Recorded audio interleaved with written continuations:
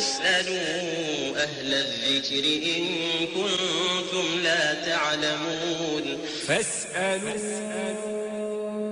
أهل الذكر إن كنتم لا تعلمون. Salam alaikum wa rahmatullahi wa barakatuh, chers frères et sœurs de la foi, que la paix de Dieu soit sur vous ainsi que sa miséricorde. Oustaz Ramadan, votre émission interactive sur la radio et télévision Nour. Voilà, c'est le deuxième jour du mois de Ramadan de cette année.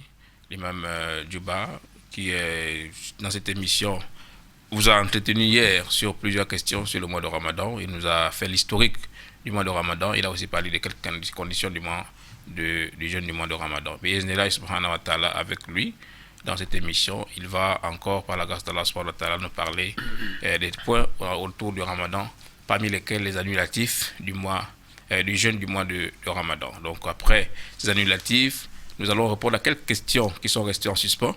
Deux questions, notamment la question en rapport avec la femme qui allait. Quelle est la sentence de l'islam par rapport à cette femme-là qui allait par rapport au jeûne du mois de Ramadan, comment elle doit se comporter. Et la deuxième question est en rapport avec quelqu'un qui a eu des rapports conjugaux avec son épouse pendant cette journée du mois de Ramadan, mais par ignorance. Voilà. Tout ceci, l'imam Djouba va répondre et ensuite on va ouvrir le téléphone. Comme vous l'avez bien constaté, l'émission est interactive, c'est-à-dire que c'est vous qui faites l'émission par vos questions. Posez des questions, n'hésitez pas à les poser. L'imam est là pour ces questions. Aujourd'hui, je l'accompagne dans cette émission. C'est un honneur pour moi qu'Allah nous facilite tous. Imam, assalamu alaikum wa rahmatullahi wa barakatuh. Alaykum salam wa rahmatullahi wa barakatuh. Alhamdulillah, Dieu merci. Alhamdulillah. Nous rendons grâce à Allah de nous avoir comblés de son bienfait, d'être ensemble aujourd'hui avec moi. Yeah. Alhamdulillah. Donc, et surtout nous demandons à Allah d'agréer notre jeûne d'hier ainsi que le jeûne d'aujourd'hui, et de nous donner le courage, la grâce, la miséricorde et surtout la force de continuer dans le même sens, avec les mêmes attitudes, avec le même courage que nous avons eu à débuter ce mois. Donc jusqu'à la fin, Inch'Allah, nous prions Allah de nous donner cette grâce-là. Amin ya Rabbil Alamin. Nous remercions Allah subhanahu wa ta'ala pour déjà nous avoir donné l'opportunité de rentrer dans ce mois de Ramadan et qu'il nous donne encore plus de force, comme disait l'imam tout à l'heure. Voilà, l'imam, avant d'arriver à vous, je vais d'abord rappeler le numéro de téléphone de cette émission. C'est le 06 39 39 38. Voilà, pour toute personne qui veut, Inch'Allah, par la grâce d'Allah subhanahu wa ta'ala, poser des questions sur le mois de Ramadan, sur le jeûne du mois de Ramadan, Inch'Allah. C'est là le numéro. Et nous avons aussi le numéro qui s'affiche sur le WhatsApp. C'est le numéro long que vous voyez. Voilà, que vous pouvez aussi écrire pour ceux qui ne veulent pas forcément appeler au numéro 06 39 38 38. L'imam, nous allons aller directement avec la première partie de cette émission, notamment les annulatifs du jeûne du mois de Ramadan. Nous savons que le musulman jeûne, mais il y a des actes que si le musulman les fait, ça annule complètement son jeûne. Alhamdulillah jalla jalalu wal musalla alayhi Muhammadun wa alu. Subhanaka la ilma lana illa ma 'allamtana innaka antal alimul hakim. Allahumma inna na'udhu bika min ilmin la yanfa' wa min qalbin la yakhsha' wa min nafsin la tashba' wa min du'a'in la yusma'. اللهم أغننا بالعلم وزينا بالحلم وأكرمنا بالتقوى وجملنا بالعافية. اجعل لنا لسانا ذاكرا، اجعل لنا قلبا خاشعا، واجعل لنا جسدا على البلاء صابرا. ثم أما بعد, nous adressons la salutation des habitants du paradis à nos téléspectateurs ainsi qu'à nos auditeurs. Nous sommes avec vous aujourd'hui et j'ai le plaisir d'être avec mon frère Imam Youssouf. Donc hier, par la grâce d'Allah, nous avons parlé l'historique du jeûne du mois de Ramadan. Également, nous avons parlé sur les conditions. Donc, c'est-à-dire le jeûne du mois de Ramadan, c'est une adoration. Mais comme c'est une adoration, toutes les adorations sont conditionnées. Et donc il faut remplir un certain nombre de conditions avant de rentrer dans cette adoration. Également, nous avons promis aujourd'hui de citer les annulatifs. Donc, lorsque vous avez déjà rempli les conditions, donc vous allez automatiquement rentrer dans l'adoration. Et donc, durant votre adoration, pendant la journée, donc il y a un certain nombre de choses qu'ils vous ont interdites de ne pas les commettre, afin de ne pas mettre en cause votre jeûne. Donc c'est la raison pour laquelle on les a classés, on les a appelés les annulatifs, les actes qui peuvent annuler votre jeûne. Ces actes-là, elles sont divisés en deux groupes. Le premier groupe est les annulatifs qui demandent les remboursements après. C'est-à-dire la personne, durant son jeûne, lorsque la personne va commettre un acte qui peut annuler le jeûne, mais on lui demande à la fin de ce mois béni, il doit rembourser la journée qu'il a gaspillée. L'autre groupe, c'est le remboursement avec un sacrifice expiatoire. Avec un sacrifice expiatoire. Non seulement la personne, elle va rembourser la journée qu'elle a gaspillée, mais elle va donner un sacrifice expiatoire, ce qu'on appelle le kafara, ou bien une compensation. Rapidement, nous allons citer, bon, en général, ils sont au nombre de 9. Elles sont au nombre de 9, les annulatifs. Mais, je vous ai dit, il y a 8 qui sont dans un groupe qui peut annuler et demande un remboursement après, tout simplement remboursé. Alors, l'autre, le seul qui est le 9e, ça demande le remboursement avec un sacrifice expiatoire qu'on appelle le kafara. Yeah. Donc le premier acte qui annule le jeûne est de manger. En pleine journée, lorsque vous mangez, et donc là vous avez mis votre jeûne en cause. Ou bien boire, le deuxième. Manger et boire intentionnellement durant la journée du mois de Ramadan, donc votre jeûne est déjà parti. Et là, cet acte-là, les savants, ils ont classé ça parmi les grands péchés. Pendant que vous êtes en jeûne, vous allez intentionnellement seulement mettre fin à votre jeûne en prenant de la nourriture ou bien les boissons pour boire ou bien pour manger dans la journée. Donc vous avez mis déjà votre jeûne en cause et puis c'est fini. Le jeûne est déjà annulé. Avant de rembourser, il faut d'abord repentir sincèrement. Si vous n'avez pas repenti, même si vous allez rembourser, ça ne sera pas accepté. Il faut d'abord repentir. C'est la raison pour laquelle certains savants ils ont dit, même si vous remboursez, ça ne sera pas agréé, car c'est une façon de s'amuser dans les recommandations divines.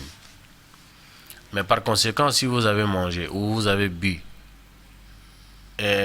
par oubli, donc votre jeûne n'est pas annulé. Si vous avez mangé ou bien vous avez bu quelque chose durant la journée, pendant que vous êtes en jeûne, donc votre jeûne n'est pas annulé. Car Abi Hurayra radiyallahu anhu a dit, le prophète sallallahu alayhi wa sallam a dit, celui qui mange ou il boit pendant qu'il est en jeûne, donc par oubli, donc ça veut dire son jeûne n'est pas annulé, il continue cette journée-là. Et c'est Allah qui l'a nourri, c'est Allah qui l'a abreuvé. Donc la journée n'est pas annulée, c'est la grâce divine. Troisième acte. Donc nous avons dit manger et boire. Le troisième acte qui annule les jeûnes, les vomissements intentionnels. Les vomissements intentionnels. C'est-à-dire vous êtes en jeûne, vous provoquez vous-même les vomissements, de faire sortir les liquides de votre estomac. Donc là, c'est fini, votre jeûne est déjà annulé. On vous demande de le rembourser ultérieurement. Mais par conséquent, si les vomissements sont venus comme ça, vous n'avez pas une part de responsabilité là-dedans, comme ça, à cause des petites malaises, vous avez vomi, c'est indépendant de votre volonté, donc ça ne peut pas mettre votre jeûne en cause. Et quatrième, ça concerne les femmes. Oui. Les sangs de lochi et les sons de menstrues. Une femme qui est en jeûne durant la journée, même du fait que quelques minutes ou quelques secondes avant le crépuscule, si les sons de l'oshi, c'est-à-dire elle a enfanté, ou bien les sons de menstrues sont arrivés, donc cette journée-là, elle est déjà invalide. Elle est invalide, donc elle doit rembourser cette journée-là ultérieurement. Donc voilà, ça c'est les sons de l'oshi, c'est 4, et les sons de menstrues, c'est 5. Le 6e, c'est la masturbation. La masturbation, quand quelqu'un est en jeûne, il se masturbe dans la journée, donc il a mis en cause son jeûne, donc le jeûne est annulé. Il doit rembourser ça après le mois de Ramadan. Mais par conséquent aussi, si durant la journée, il est en train de dormir et il a une réaction, il a éjaculé durant son sommeil, donc le jeûne n'est pas annulé, c'est indépendant de sa volonté. Et donc quand il se réveille, il prend seulement les grands bains et il continue son jeûne. 8e, le changement de l'intention. Hier, nous avons dit, pour entrer dans le jeûne, il faut d'abord précéder l'intention dans la nuit. Il faut précéder l'intention dans la nuit. Donc, on comprend ici, si vous vous réveillez le matin, donc c'est le matin que vous décidez, vous dites que non, je vais jeûner cette journée-là, le matin, après l'apparition du lobe, donc le jeûne n'est pas considéré. Donc l'intention doit se faire dans la nuit. Quand on se réveille déjà en jeûne, hein, tout en sachant que nous avons déjà pris l'intention dans la nuit. Mais cette intention-là, pendant que vous êtes en jeûne, convenablement, durant la journée, vous décidez déjà de rompre le jeûne avant le crépuscule. Vous décidez de couper votre jeûne. Donc, nous avons dit l'intention, c'est quelque chose qui se dit. C'est quelque chose qui se dit, mais c'est pas quelque chose qui ne se dit pas. Pardon, c'est ce que je voulais dire. L'intention, c'est dans notre fort intérieur. On ne doit pas la prononcer. D'accord. Donc, durant maintenant votre jeûne dans la journée, vous décidez déjà, dans votre fort intérieur, avant le crépuscule, vous décidez de mettre fin à votre jeûne. Vous voulez couper. Donc, ça, on appelle ça le changement de l'intention durant votre jeûne. Ça annule le jeûne. Le prophète sallallahu alayhi wa sallam a dit, les actes ne valent que par leurs intentions. Vous êtes en jeûne, c'est un acte. Donc, vous décidez maintenant, vous décidez dans votre fort intérieur de mettre fin à cet acte-là. Donc, vous avez décidé dans le cœur. Donc, on appelle ça, les actes ne valent que par les... Donc, cette intention-là, c'est celle qui est considérée. Donc, le changement de l'intention durant la journée, donc ça annule le jeûne. Ok, ça c'était le 7e en fait. Ça c'est le 7e. Chez l'imam Abi Hanifa, il a dit, mais je suis obligé de le dire, mais ce sont les enseignements. Donc l'imam Abi Hanifa, il a dit, mais si quelqu'un a changé son intention dans la journée, c'est vrai que son jeûne est annulé. Mais si avant de manger, comme le jeûne est déjà annulé, donc s'il revient tout de suite là encore, il reprend encore l'intention, il dit, bon, j'ai décidé de manger, j'ai décidé de rompre mon jeûne, mais il n'a pas encore mangé, il a tout simplement décidé. C'est l'intention, le jeûne est déjà annulé. Imam Hanifa, s'il revient encore, de reprendre encore une intention pour continuer les bons. Bon, j'ai décidé de couper, mais c'est bon, je vais continuer. Avec une nouvelle intention, chez Imam Abi Hanifa, c'est considéré. Mais alors, nous avons dit, pour le jeûne obligatoire, c'est pas considéré. C'est considéré dans les cas si le jeûne il est surrogatoire, un jeûne facultatif. Car le prophète sallallahu alayhi wa sallam concernant le jeûne facultatif, lui il prenait ses intentions souvent dans la journée. Et donc c'est permis pour un jeûne facultatif. Mais pour un jeûne obligatoire qui est le mois de Ramadan, ou bien c'est un jeûne expiatoire, et donc en ce moment le prophète a dit d'autres propos en disant concernant le jeûne des mois de Ramadan, il faut précéder l'intention dans la nuit. Désormais, on ne peut pas prendre l'intention pour le jeûne des mois de Ramadan dans la journée. 8e, l'apostasie, qu'Allah nous en protège. L'apostasie.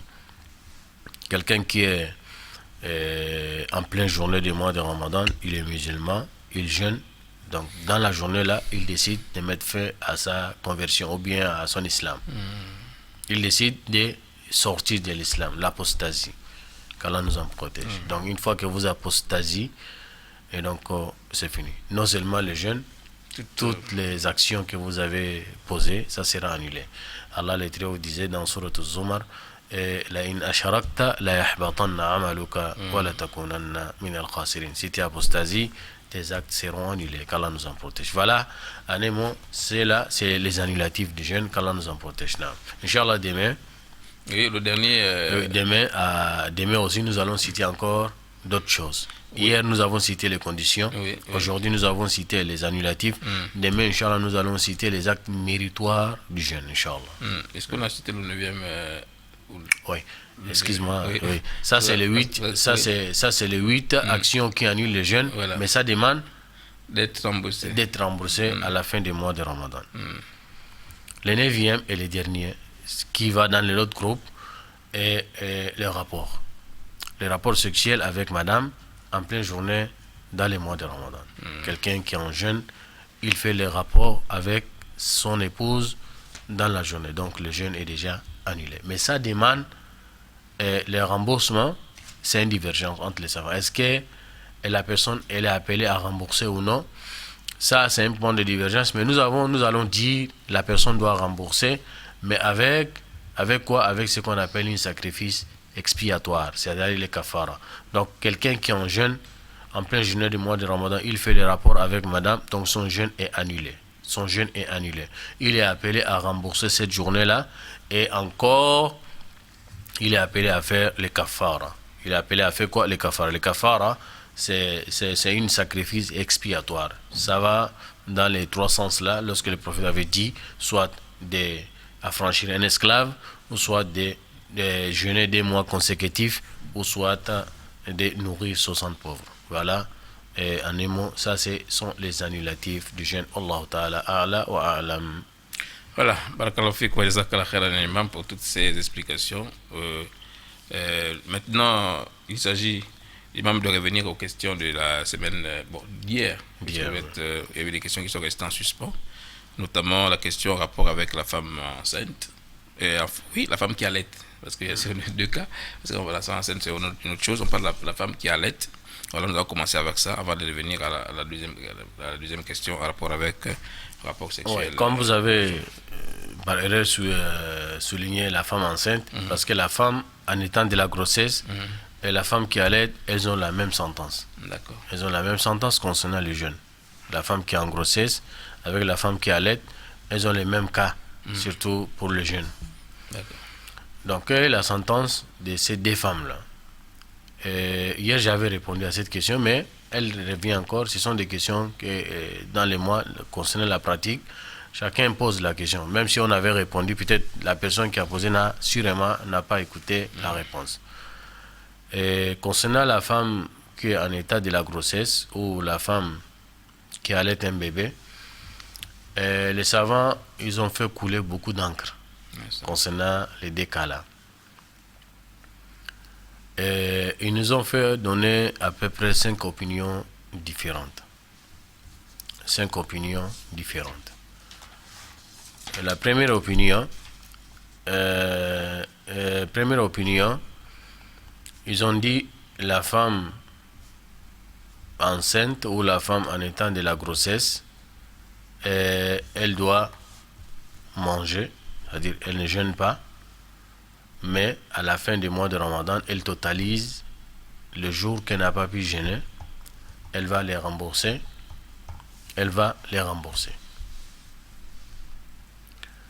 Et elle doit rembourser avec le fidya. Après avoir accouché. Si elle est en grossesse ou si elle allait, elles sont ensemble. Oui. Elles ont les mêmes cas. D'accord. Les premières opinions, ils ont dit qu'elles ont les mêmes cas. Elle doit rembourser après le mois de Ramadan avec un sacrifice, c'est-à-dire de nourrir chaque jour un pauvre avec un sacrifice. Donc elle rembourse, mais elle nourrit chaque jour un pauvre. Ça, c'est la première opinion. Deuxième opinion, ils ont dit qu'elle rembourse seulement, mais il n'y a pas à nourrir un pauvre chaque journée. Troisième opinion, ils ont séparé. Ils ont dit pour la femme en état de la grossesse, elle rembourse seulement. Mais pour la femme en état de l'allaitement, elle rembourse et elle nourrit. Et quatrième opinion, ils ont dit, elle doit, dès le départ, ne gêne pas, mais elle nourrit seulement. Toutes les deux. Elle ne gêne pas au préalable, mais elle est appelée seulement tous les jours à verser, c'est-à-dire à donner la nourriture à un ayant droit. Un pauvre, elle doit le nourrir chaque jour. Ça, c'est la quatrième opinion. La cinquième opinion, ils ont dit, la voix d'Ibn Hazm, il a dit, non seulement elle ne jeûne pas, et elle ne nourrit pas aussi. Non seulement elle ne jeûne pas, et elle ne nourrit pas. Donc voilà, ça c'est la situation d'une femme qui est en état de la grossesse, ou bien la femme qui allait un bébé. Maintenant, dans ces opinions-là, nous voyons que l'opinion qui va un peu vers la raison, et surtout qui est appuyée avec les preuves, c'est la voix d'Abdullah ibn Abbas et Abdullah ibn Omar. Donc nous allons dire, c'est la quatrième opinion là qui est bon. La femme qui est en état de la grossesse, ou la femme qui allait un bébé, donc elle ne jeûne pas dès le départ, c'est une facilité qu'Allah lui a donnée. Car le prophète sallallahu alayhi wa sallam a dit, Allah a réduit complètement la prière, et pour un voyageur, Allah lui a facilité de diviser sa prière en deux parties. C'est-à-dire, si la prière elle est composée de 4 unités, donc pendant que vous êtes en voyage, Allah vous demande seulement d'amener 2. C'est une facilité. Et il a dit, et concernant le jeûne, pour ces deux cas-là, la femme qui est en état de la grossesse ou en état de l'allaitement, donc Allah ne les demande pas de jeûner. Donc le jeûne, elles sont excusées pour le jeûne. Ibn Abbas, lorsqu'il avait expliqué le verset, Allah a parlé il a expliqué concernant les versets qui parlent de ceux-là qui sont dans l'incapacité de jeûner, tels que les vieillards, les malades. Donc il a fait inclure les deux cas là, les femmes enceintes et les femmes en état de l'allaitement. Elles sont incluses. Et bon, si elles sont incluses dans les versets là, donc elle doit verser, ou bien elle doit donner ce qu'on appelle les sacrifices, ou bien la nourriture d'un pauvre chaque journée. Pour elle, c'est pas kafara. Mais pour elle, on appelle ça les fidya. Donc les fidya, elle doit donner la nourriture pour un pauvre chaque journée. Voilà la voie que nous épousons, c'est la quatrième opinion. Donc dès le départ, elle ne jeûne pas, mais chaque jour, elle doit nourrir un pauvre. Wallahu ta'ala a'la wa a'lam.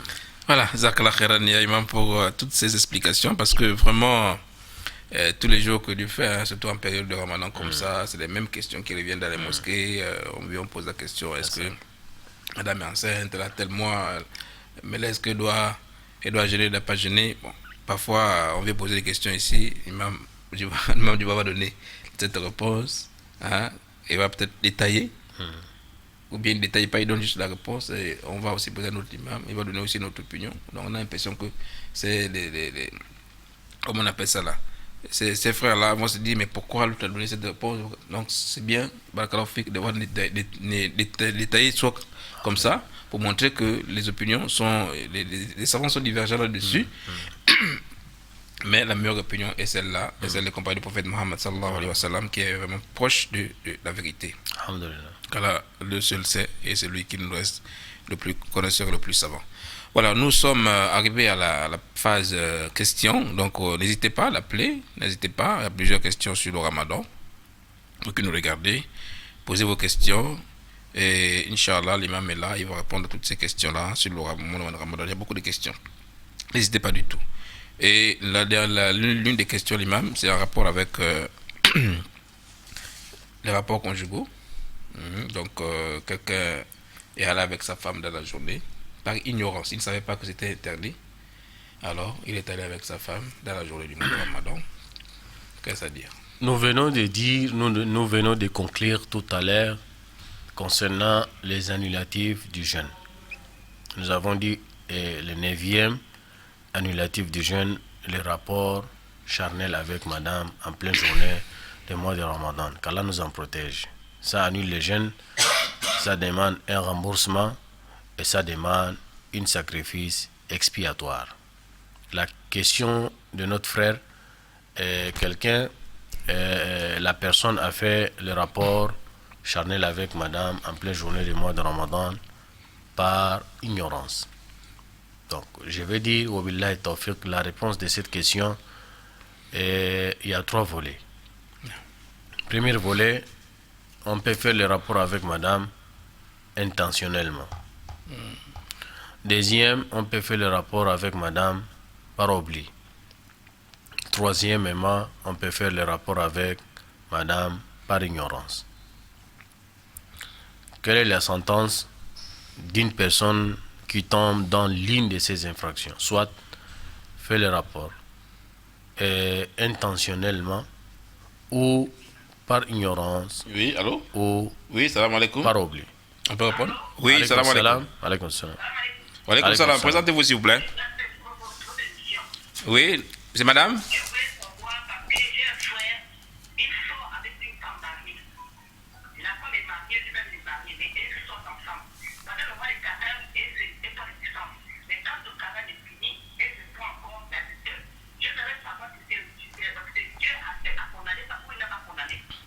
Ok, c'est madame, le nom, s'il vous plaît?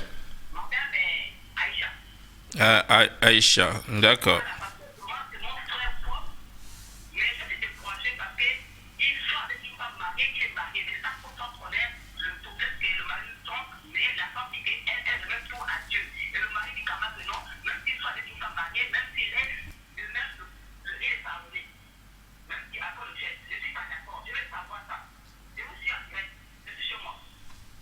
Merci madame Aïcha.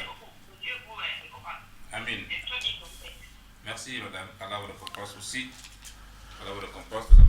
Qu'Allah nous facilite. Nous allons prendre des questions par vous, comme c'est la première. Ok. S'il y a d'autres questions, il faut les prendre. S'il n'y a pas, on profite à répondre à cette question. Ok, donc pour faire rapport avec madame, j'ai dit il y a 3 façons. Soit par ignorance, soit par oubli, ou soit par intentionnellement. Les savants, le hadith est clair, celui qui fait les rapports avec madame en pleine journée du mois de Ramadan, intentionnellement. Alaykoum salam wa rahmatullah. Oui, c'est... Adja Rukaya. Oui. Ok, Adja Rukaya, nous écoutons, madame. Je voudrais poser une question. Aujourd'hui, avec une de mes camarades de classe, on s'est disputé pour... on a parlé de la vie du prophète. Et donc, on a dit que... Et moi, je lui ai dit que non, le prophète n'a pas de descendance. À l'heure où on parle, il n'a pas de descendance. Toute sa descendance est déjà partie depuis. Et elle m'a dit que non, il existe encore une descendance du prophète au Mali. Donc, j'aimerais savoir si il existe encore une descendance du prophète à l'heure où on parle là. Merci, maman Adja Rukaya. Vous avez posé la question. Merci. Wa alaykoum salam wa rahmatullah. Donc, les savants, ils sont unanimes lorsque la personne fait le rapport avec madame. Dans ces 3 cas-là, son jeûne est annulé. Ils sont tous unanimes que son jeûne est annulé. Il y a quelques parties là qui s'expliquent. Celui qui fait le rapport intentionnellement, il a commis un grand péché, il a commis un acte d'abomination. Il est appelé à se repentir sincèrement. Après, il va rembourser et il va faire ce qu'on appelle les sacrifices expiatoires, qu'on a dit les kafara. Abi Huraïra avait expliqué, l'homme est venu voir le messager en disant: oh, le messager d'Allah, je suis un homme mort. Le prophète lui a dit: qu'est-ce qui t'est arrivé? Il a dit: je suis allé avec madame en pleine journée en commettant les désirs charnels. Le prophète lui a dit: donc tu dois faire le kafara, soit d'affranchir un esclave. Oui, allô, salam alaikum. Salam alaikum. Alaykoum salam. Je vais poser une question. Oui, Bismillah. monsieur. Quelqu'un qui est au travail. Allô? Il travaille, il a eu le blessure au travail. Allô? S'il vous plaît. Allô? Oui, éloignez-vous de votre poste téléviseur, s'il vous plaît. Moi, de M. Sikirou. Oui, M. Sikirou. Oui, alors je vous écoute. Sikirou. Oui, je vous écoute. Avec l'idée. Oui, bismillah, continuez. Ouais, je dis, hein. Oui. Je suis un mécanicien. Oui. Je travaille. Oui. J'ai eu une blessure. On travaille. Je suis parti à l'hôpital pour soigner. Est-ce que je travaille pour un gaspillé ou... Ok. D'accord, Il a une blessure. d'accord, merci Papa Sikirou. Nous avons encore une autre question. Hein. Allô, salam alaikum. Allô, salam alaikum wa rahmatullahi wa barakatuh. Ok, nous allons continuer. Donc, quelqu'un qui a fait le rapport avec madame intentionnellement, donc les cas comme ça, les prophètes avaient demandé que la personne doit faire le kafara. Elle doit soit nourrir, soit affranchir un esclave, ou soit jeûner 2 mois consécutifs, ou soit de nourrir 60 pauvres. Dans les cas où la personne a fait le rapport intentionnellement, voilà son cas. Deuxièmement, la personne qui fait le rapport avec madame par oubli, bon, peut-être les téléspectateurs peuvent demander comment Oui, allô, on peut salam faire alaikum. rapport avec oubli. Wa alaikum salam. Excusez-moi, c'est une question à poser là. Oui, c'est M. Adama. Oui. D'accord, nous vous écoutons. La question, c'est parce que si tu fais la jeûne, en fait, c'est au milieu des gens qui vont te dire que tu as un peu avaler des crassas. C'est ça que je voulais savoir un peu, quoi.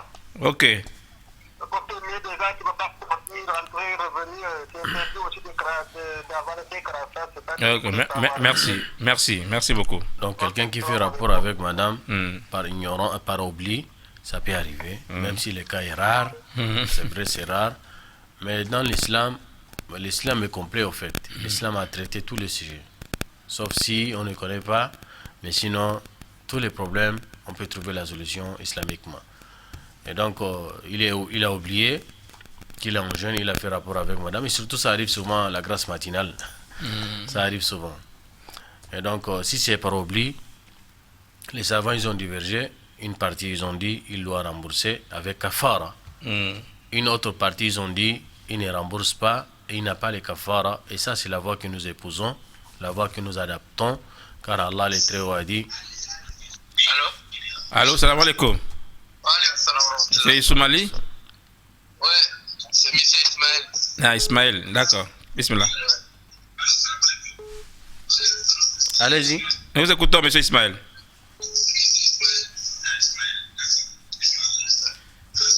On voulait savoir à quel moment on peut arrêter de faire le jeûne. C'est-à-dire Coupé. la rupture du jeûne à l'iftar, hein? D'accord, nous avons compris. De prendre le sourd. Le sourour, ok, d'accord. Ok. D'accord, c'est compris, monsieur. Ouais.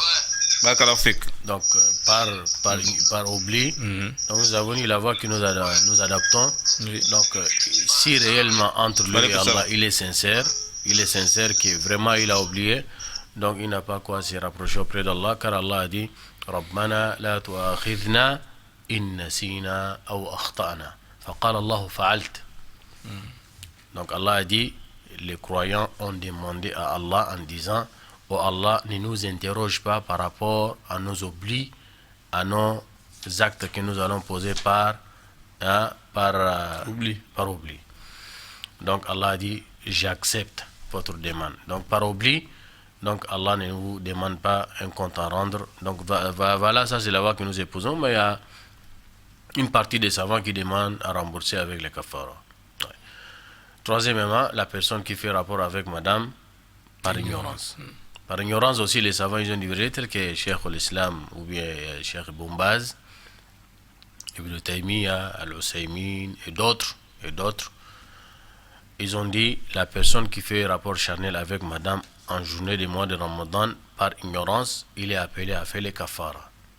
Okay, Et remboursement. Pourquoi ils ont dit ça? Car l'ignorance est une excuse.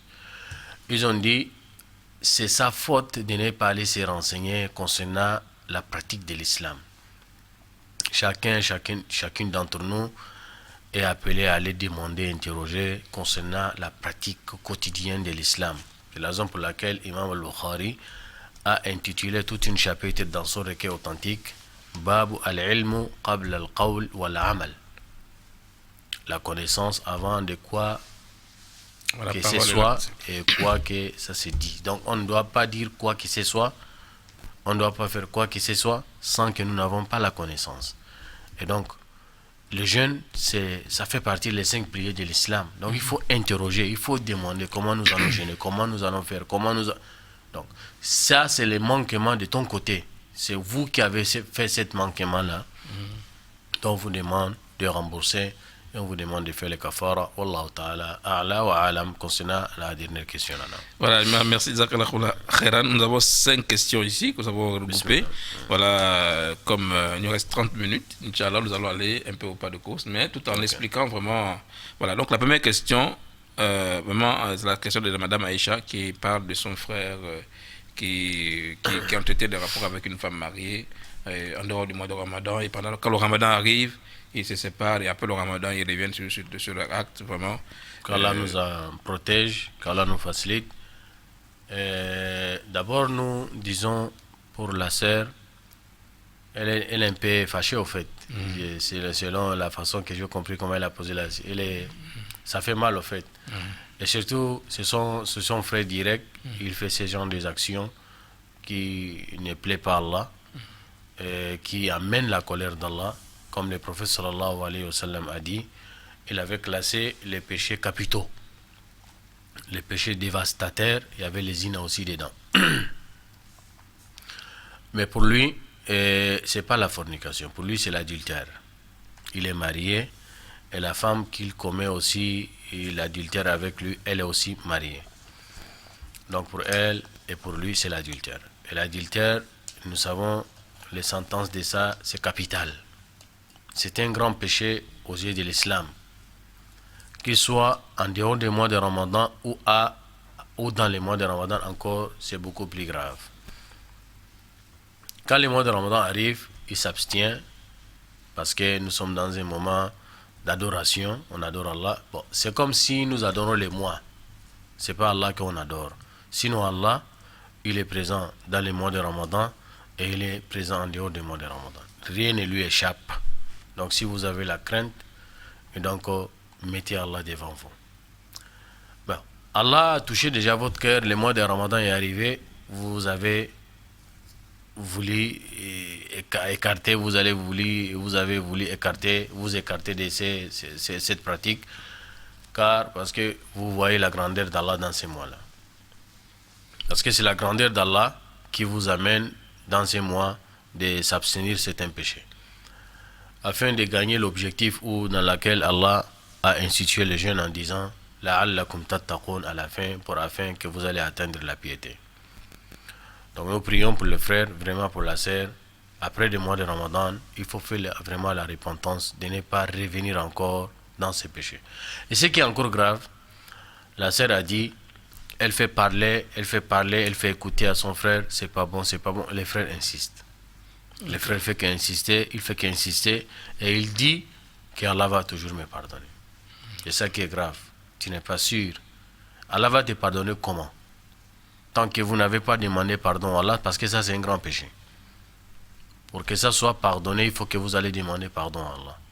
Mais de la façon que la sœur explique, lui n'est même pas prêt à demander pardon à Allah. Parce qu'il est prêt à continuer dans ces péchés-là, mais il n'est pas prêt à demander pardon. Mais tout simplement, il a quoi?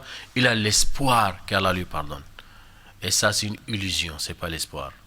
Ça, c'est vous avez illusion. Donc, il faut vraiment faire très attention. Quelques savants, ils ont dit, lui, son cas, c'est vraiment grave. Nous ne sommes pas parmi ceux-là qui font les takfir aux gens. Mais lui, si dans les cas où il essaie de légaliser cette pratique-là, il sort de l'islam. Il essaie de légaliser. C'est-à-dire s'il essaie de dire que c'est bon. Mais alhamdoulilah, il reconnaît que ce n'est pas une bonne chose. C'est la raison pour laquelle il disait que Allah va me pardonner. Mais Allah va te pardonner par condition. Ce n'est pas comme ça qu'Allah va te pardonner. Il faut d'abord demander pardon à Allah. Il faut d'abord regretter. Il ne faut pas revenir là-dessus. Donc nous demandons à Allah, le Très-Haut, vraiment d'aider ces frères-là de faire la repentance, de faire le repentir. c'est un grand péché, c'est un péché capital, et qu'Allah lui protège, et qu'Allah protège tous les sœurs, toutes les sœurs et tous les frères de ces grands péchés-là. Le frère Sidi, je pense que c'est qui voilà. Toi, il nous parle sur la blessure, c'est-à-dire que c'est un mécanicien. Oui, le frère, là, c'est un mécanicien. Durant son exercice, il travaillait, il a eu la blessure, il saignait.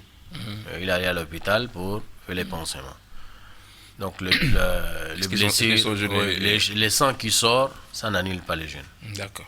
Qu'il soit en petite quantité ou en grande quantité. D'accord. On peut saigner petite quantité ou grande quantité, ça n'annule pas les jeûnes. D'accord. Excepté lorsque vous saignez abondamment, peut-être vous allez perdre de l'énergie. Vous allez vous affaiblir. À cause de cet affaiblissement, ça peut vous amener à rompre le jeûne. Parce que vous êtes faible, vous ne pouvez pas tenir. Mais pas parce que vous avez saigné que le jeûne est annulé. Non. Peut-être vous allez vous affaiblir. Derrière cet affaiblissement-là, on vous demande maintenant de vous remonter. Et donc là, vous êtes obligé de prendre quelque chose afin de trouver les remontants. Là, vous allez mettre votre jeûne, vous allez suspendre le jeûne. D'accord. Mais les saignements, qu'ils soient en grande quantité ou en petite quantité, ça n'annule pas le jeûne. C'est la raison pour laquelle les prélèvements sanguins, ça n'annule pas le jeûne. Si vous êtes sûr que vous n'allez pas être faible, vous pouvez faire les transmissions sanguines, il n'y a pas de problème, ça n'annule pas le jeûne. D'accord. On a le frère Adama qui parle, le peintre qui dit, il parle d'avaler les crachats autour de lui, certainement les gens parlent, les idées reçues sur avaler les crachats. Avaler les crachats, avaler le rhume, ça n'annule pas le jeûne. Ça n'annule pas les jeunes. D'accord. Et on a la question du frère, de la sœur Adja Rokaya. Elle parle de la vie du prophète. La sœur, elle a dit, elle discutait avec l'une de ses sœurs ou l'une de ses amis en classe concernant la descendance de notre prophète sallallahu alayhi wa sallam. Elle confirme ou bien elle dénie complètement que le prophète sallallahu alayhi wa sallam n'a pas une descendance actuelle. Et l'autre confirme que le prophète sallallahu alayhi wa sallam, il a une descendance actuelle, et elle a dit même au Mali, on trouve parmi les descendances du prophète sallallahu alayhi wa sallam. Le prophète sallallahu alayhi wa sallam, il a eu dans sa vie 3 garçons et 4 filles. Mais malheureusement, tous ces garçons, ils sont morts à bas âge, c'est-à-dire ils n'ont pas eu les enfants, ils n'ont pas fait les enfants. Précisément, Ibrahim, il est mort à l'âge de 2 ans ou 1 an et quelques, dans les berceaux encore. Et les 2 autres, Al-Qasim et Abdullah, aussi sont morts jeunes. Ils n'ont pas eu les femmes. Donc, plus forte raison, ils n'ont pas eu les enfants. Le prophète, il a eu les filles, telles que Zainab. Elle a aussi ses enfants. Zainab, elle a eu des enfants. Parmi ses enfants qui sont connus, elle a une fille qui s'appelait Umama. Ruqayya et Kalthoum, les 2 filles-là, on n'a pas eu dans les enseignements qu'elles ont eu les enfants. Plutôt Fatima, radiyallahu anha, la dernière fille du prophète sallallahu alayhi wa sallam, Fatima, elle a eu des enfants.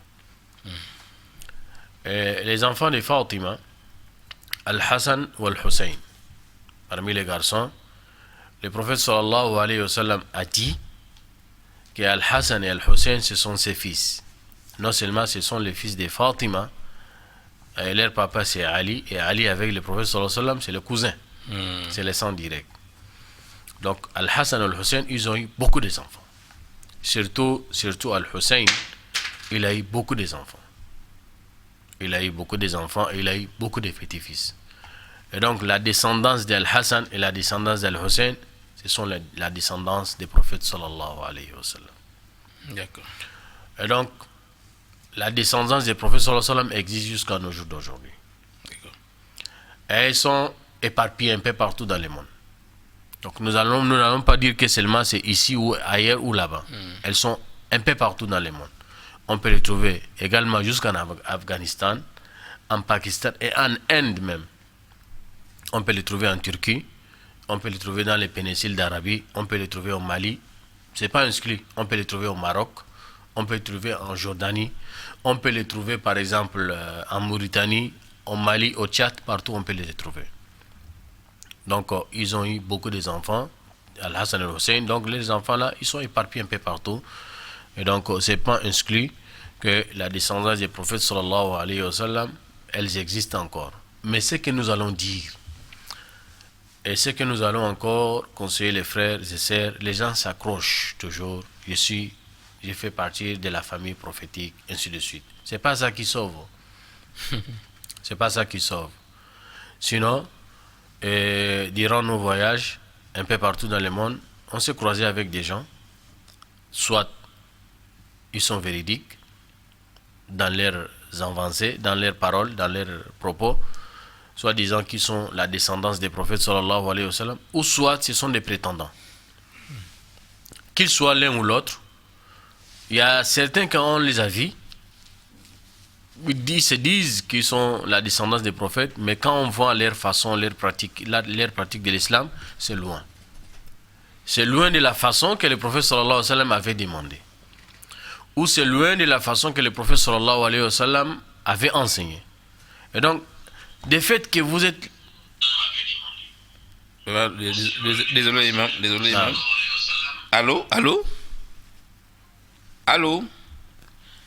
Oui, donc, le fait que vous faites partie de la famille des prophètes sallallahu alayhi wa sallam et vous êtes loin de ces enseignements, ça ne peut pas vous sauver. Sinon, le prophète sallallahu alayhi wa sallam a dit directement à sa fille, qui n'est pas vous, entre vous et lui, peut-être, je ne sais pas combien de personnes, directement à Fatima, il a dit à Fatima bint Muhammad, Inni la ughni anki min Allah shay. Moi, je ne peux rien faire pour toi devant Allah. C'est tes actions, c'est tes œuvres qui vont te sauver devant Allah. Moi qui est ton papa là, je ne peux rien faire pour toi. Par conséquent, si tu es bien, comment de ta façon être avec Allah, donc en ce moment, mon intercession peut faire quelque chose pour toi. Mais si tu es loin des enseignements du prophète sallallahu alayhi wa sallam, le prophète il est là, toi tu es là-bas. Et donc, même si tu es sa famille, ça ne peut rien sauver. Donc, il ne faut pas s'accrocher seulement comme ça. Nous sommes de la famille des prophètes sallallahu alayhi wa sallam. Oui, allô, salam alaikum. On ne fait rien, non. Oui, c'est monsieur Hussein. Monsieur Mohamed.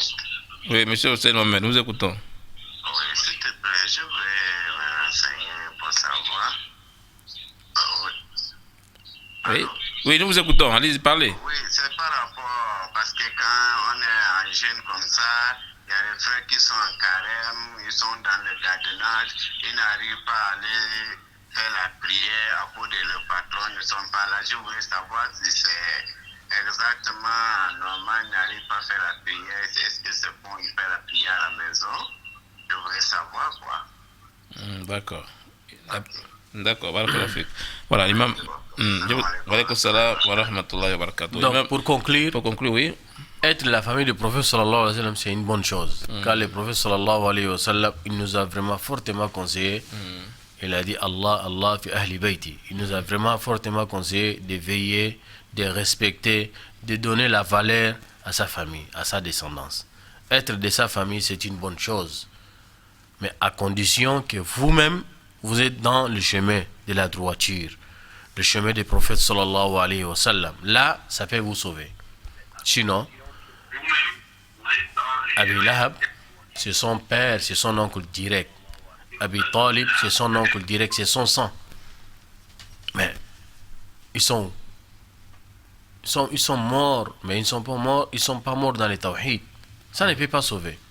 Toi qui es musulman et qui dit que tu fais partie de la famille du prophète sallallahu alayhi wa sallam, c'est une bonne chose, alhamdulillah. Le prophète nous a demandé de respecter sa famille, mais à condition que la personne lui-même, elle est sur le droit chemin. Et donc, pour conclure, pour dire être la famille du prophète sallallahu alayhi wa sallam, toute personne qui est dans la sunna, qui pratique la voie prophétique, il fait partie de la famille du prophète sallallahu alayhi wa sallam indirectement. Donc, pour être sauvé, ou bien pour bénéficier de l'intercession du prophète sallallahu alayhi wa sallam, il faut être dans le chemin de la droiture. Allah. Nous allons prendre cet auditeur, monsieur Ali. Allô, salam alaikum. Bonsoir, monsieur Ali. Amin, ya Rabbi. Oui, oui, nous vous écoutons. Oui.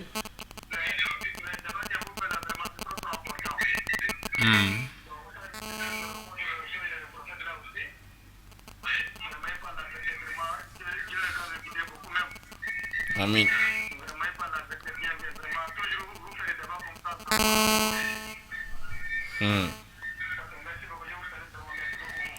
D'accord, ça. Merci, merci.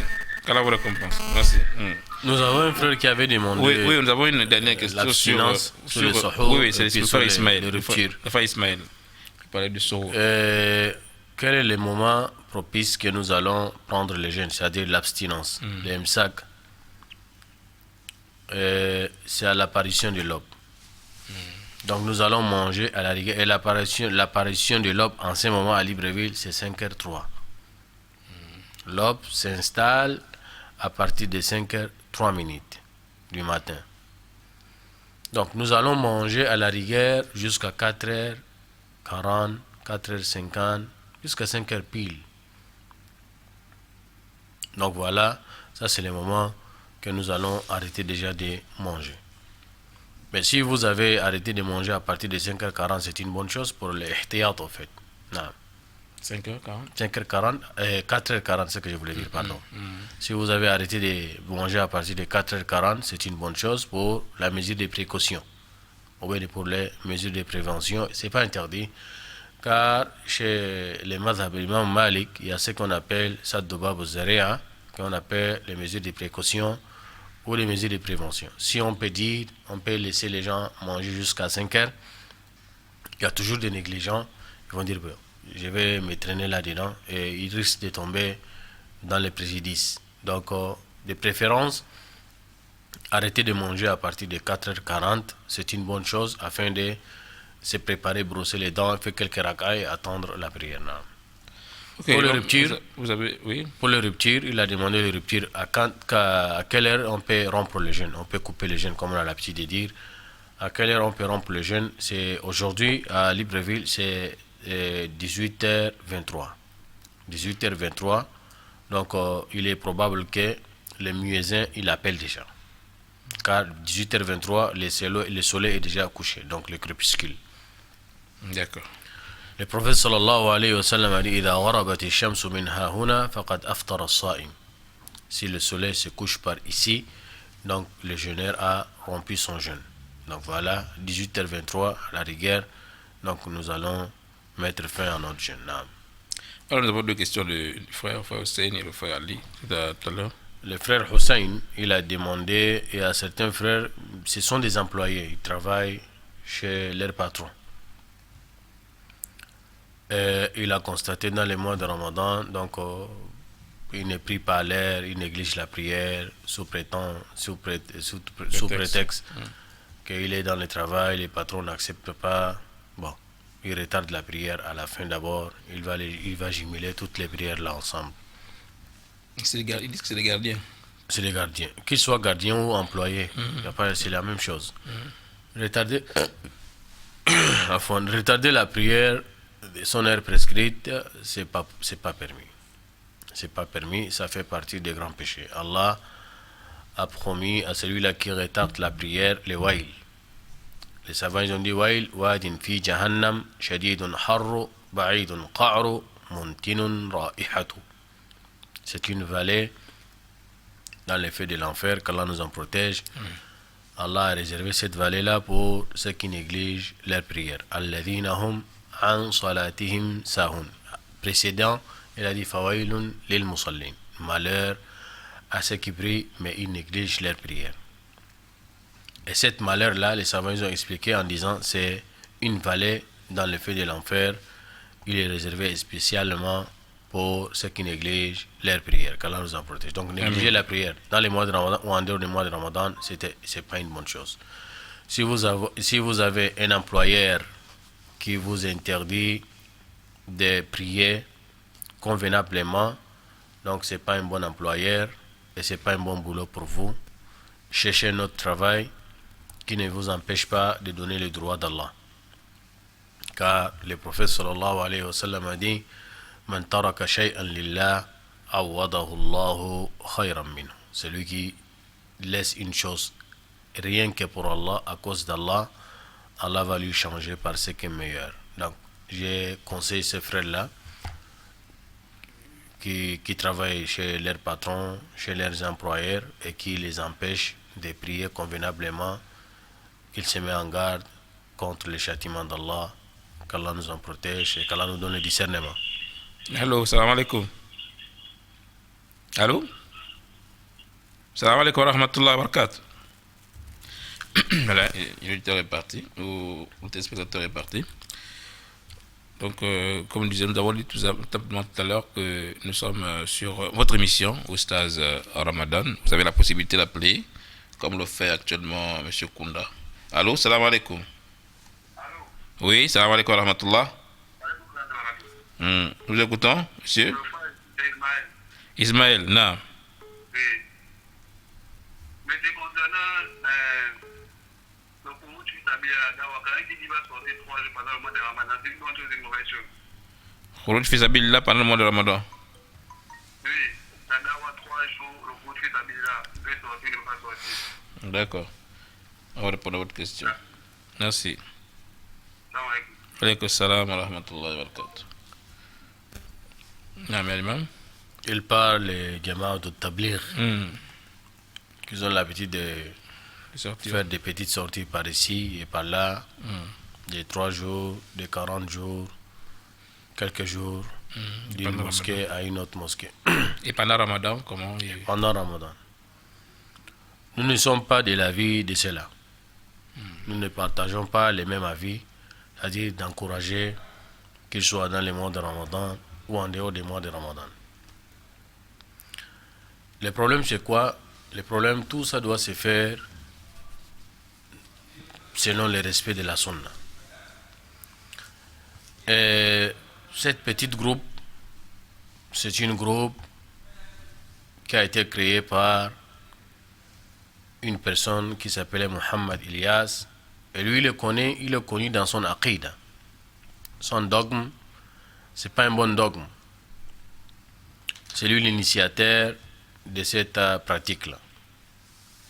Bon, on peut dire, tout ce qui se dit dedans, tout ce qui se fait dedans, c'est des bonnes choses. Mais la façon de faire, c'est pas une bonne chose. D'abord, on fait ça sans connaissance, on fait ça sans science, et nous savons la gravité de dire quoi que ce soit, ou de faire quoi que ce soit sans la connaissance. Même on va écouter cet auditeur. Monsieur Mohamed, wa alaykoum salam, nous vous écoutons. Votre question, s'il vous plaît.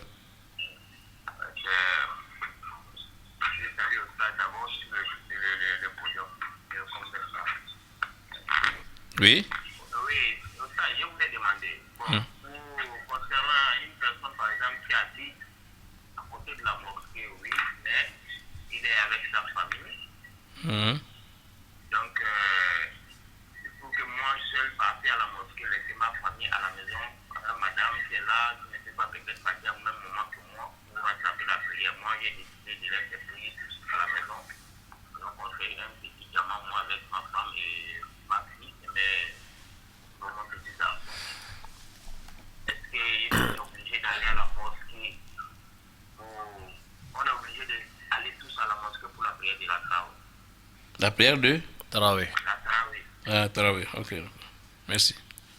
Donc, je disais, on ne peut pas appeler les gens pour faire la da'wa ou bien pour faire appeler les gens avec l'ignorance. On ne peut pas faire ce genre de boulot avec l'ignorance. Le fait que vous pouvez avoir une bonne intention, mais de la façon comment vous allez dire, vous allez faire, vous pouvez commettre des erreurs. Moi, j'ai plein d'exemples avec eux. Je ne suis pas contre eux-mêmes, leurs personnes, mais je suis contre de ce qu'ils font, sans connaissance. Ils déraillent les gens, ils commettent des erreurs. Et non seulement ils commettent des erreurs, parmi eux, ils font des erreurs et ils reconnaissent leurs erreurs, ils demandent, ils s'interrogent, ils rectifient. Il y a d'autres, non seulement ils font des erreurs, mais ils ne veulent même pas écouter les avances. Donc nous, personnellement, nous déconseillons ce genre de pratiques. C'est écrit nulle part, ni dans la sunna, ni dans le Coran, d'inviter les gens d'aller dormir à la mosquée ou de faire une sortie à la mosquée 3 jours, 4 jours. Pourquoi vous quantifiez? D'accord. Dites qu'on fait la da'wa, c'est tout. D'accord. Mais de dire il faut sortir, il faut inciter, il faut obliger. Souvent, ils ont l'habitude même d'obliger les gens indirectement de sortir. Il faut sortir 3 jours. Il faut sortir 40 jours. Jusqu'à ce que nous avons entendu, c'est pas tous. D'autres qui disent si vous ne sortez pas, vous n'avez pas la foi.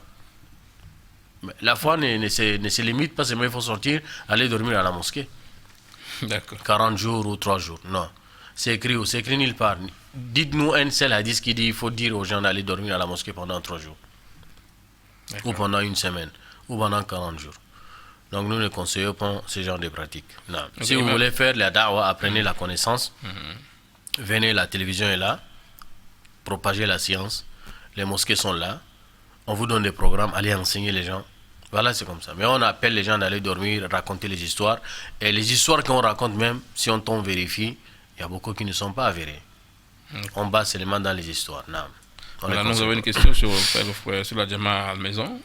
Le frère ici, il dit, Ismaël, lui, il est à proximité de la mosquée, mais il a sa famille. Bon, concernant le qiyam al-layl, les tarawih, est-ce que de préférence c'est de prier à la mosquée ou de constituer un autre gamin avec sa famille à la maison et prier? De préférence, nous allons dire prier à la mosquée. Puisqu'il est à côté de la mosquée. Tu es à côté de la mosquée, donc les savants ne t'ont pas donné des excuses. Il faut prier concernant toi-même. Il faut prier à la mosquée. Concernant la femme, elle a l'excuse de prier à la maison. Et plutôt même c'est recommandé pour elle de prier à la maison qu'à la mosquée. Maintenant, pour gagner les mérites des jama'a, pour gagner les mérites de la lecture du Coran, et tout ça là, il faut prendre ta petite famille à aller prier à la mosquée avec l'imam et disperser avec l'imam, comme le prophète sallallahu alayhi wa sallam l'a dit.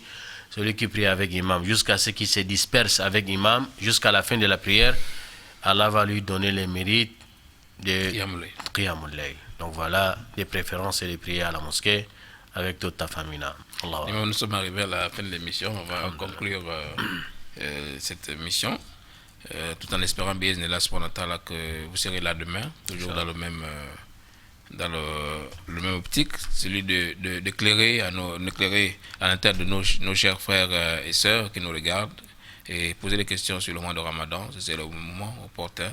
Donc nos radios et télévisions nous vous donnent de poser des questions. N'hésitez pas du tout, n'ayez pas peur, ne soyez pas complexés, n'ayez pas honte de poser, car c'est à travers la question que nous vous allons arriver à la vérité, bi'idhnillah, subhanahu wa ta'ala. Imam, Inch'Allah, zakumullah khairan. Je n'ai rien à dire, mais je tiens seulement à conseiller à nos téléspectateurs et nos auditeurs, n'oubliez pas le moment propice pour demander à Allah, afin qu'Allah vous exauce, afin qu'Allah vous réponde favorablement pendant votre rupture. Pendant que vous mangez, pendant que vous coupez le jeûne, n'oubliez pas de demander à Allah. Et surtout, n'oubliez pas aussi d'invoquer pour nous. Qu'Allah nous facilite nous tous, Inch'Allah. Subhanakallahumma bihamdik. Ashhadu an la ilaha illa anta astaghfiruka wa atubu ilayk. Voilà, donc à demain, bi'idhnillah subhanahu wa ta'ala, sur la même chaîne, radio et télévision Nour, le même programme, Ramadan, Oustaz Ramadan, Inch'Allah, avec notre frère, notre maître, le frère imam Djouba, bi'idhnillah subhanahu wa ta'ala, qu'Allah vous aide et nous facilite.